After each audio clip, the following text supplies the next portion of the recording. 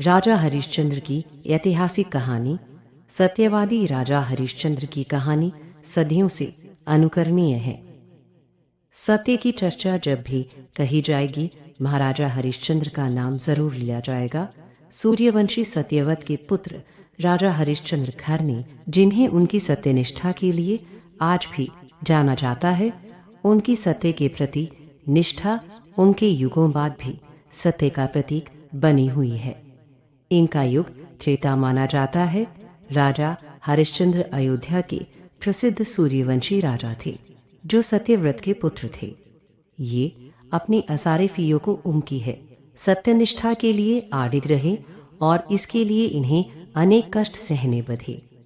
ये बहुत दिनों तक पुत्रहीन रहे, पर अंत में अपने कुलगुरु वशिष्ठ के उपदेश से एवं वरुण देव की उपासना से इन्हें पुत्र प्राप्त हुआ। सत्यवादी हरिश्चंद्र। राजा हरिश्चंद्र सच बोलने और वचन पालन के लिए मशहूर थे। उनकी प्रसिद्धि चारों तरफ फैली थी। ऋषि विश्वामित्र ने राजा हरिश्चंद्र की प्रसिद्धि सुनी। वे स्वयं इसकी परीक्षा करना चाहते थे। राजा हरिश्चंद्र हर हालत में केवल सच का ही साथ देते थे।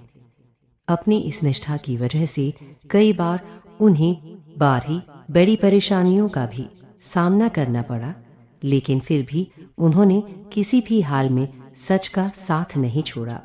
वे एक बार जो प्रण ले लेते थे, उसे किसी भी कीमत पर पूरा करके ही छोड़ते थे। राजा हरिश्चंद्र ने सत्य के मार्ग पर चलने के लिए स्वयं तक को बेच दिया। सपना और सत्याग्ना। इनकी पत्नी का नाम तारामती था और पुत्र का नाम रोहिताश्व। ये दोनों भी धार्मिक चरित्र के थे। राजा हरिश्चंद्र ने यदि स्वप्न में भी वाग्दान कर दिया, यानी वचन दे दिया, तो भी पीछे नहीं हटते थे। ऋषि विश्वामित्र की शक्ति से राजा हरिश्चंद्र ने सपना देखा कि उन्होंने अपना सारा राजपाट विश्वामित्र को दान में दे दिया है। अगले दिन जब विश्वामित्र उनके महल में आए, तो उन्होंने विश्वामित्र को सारा हाल सुनाया और साथ ही अपना राज्य उन्हें सौंप दिया। 500 स्वर्ण मुद्राओं की मांग।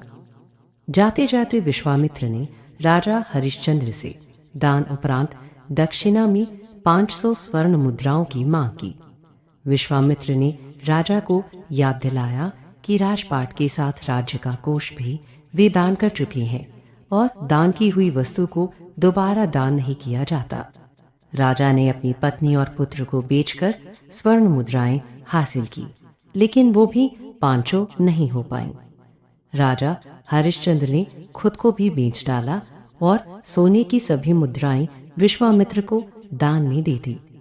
अपनी मर्यादा को निभाया। राजा हरिश्चंद्र ने खुद को जहां बेचा था, वह शमशान का चांडाल था। राजा हरिश्चंद्र के पुत्र की मृत्यु, जो शवदाह के लिए आए मृतक के परिजन से कर लेकर उन्हें अंतिम संस्कार करने देता था, एक रात्रि को सर्प के काटने से राजा के पुत्र की मृत्यु हो गई। असहाय रानी तारा रोती बिलखती अपने पुत्र को शमशान में अंतिम क्रिया के लिए लेकर जा रही थी। काली अंधियारी रात में जोरों की बारिश हो रही थी। बादल गरज रहे थे, बिजली चमक रही थी और अभागन माता अपने पुत्र के शव को अकेली शमशान लेकर पहुंची। वहां पर राजा हरिश्चंद्र ने रानी को बिना देखे ही शमशान कर के लिए आदेश दिया।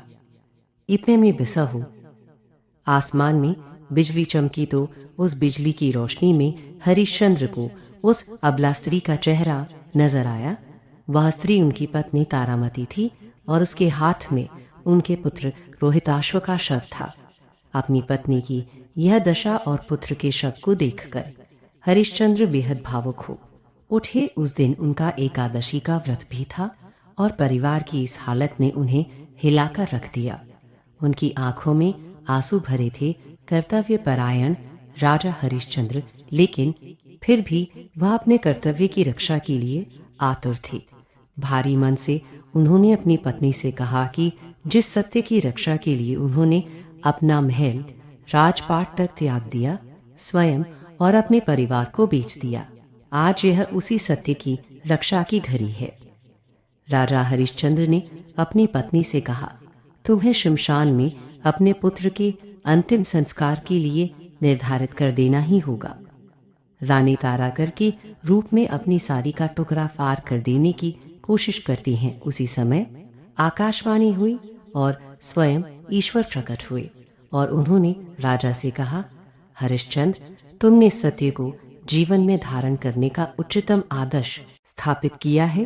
तुम्हारी कर्तव्यनिष्ठा महान है। तुम इतिहास में अमर रहोगे। राजा की ली जाने वाली दान वाली परीक्षा तथा कर्तव्यों के प्रति जिम्मेदारी की जीत बताई। हरिश्चंद्र ने ईश्वर से कहा, अगर वाकई मेरी कर्तव्य निष्ठा और सत्य के प्रति समर्पण सही है तो कृपया इस स्त्री के पुत्र को जीवन दान दीजिए। जीवित हो उठा। ईश्वर की अनुमति से विश्वामित्र ने हरिश्चंद्र का राजपाट भी उन्हें वापस लौटा दिया। महाराज हरिश्चंद्र ने स्वयं को बेचकर भी सत्यव्रत का पालन किया। यह सत्य एवं धर्म के पालन का एक बेमिसाल उदाहरण है। श्रद्धा और आदर के साथ लिया जाता है।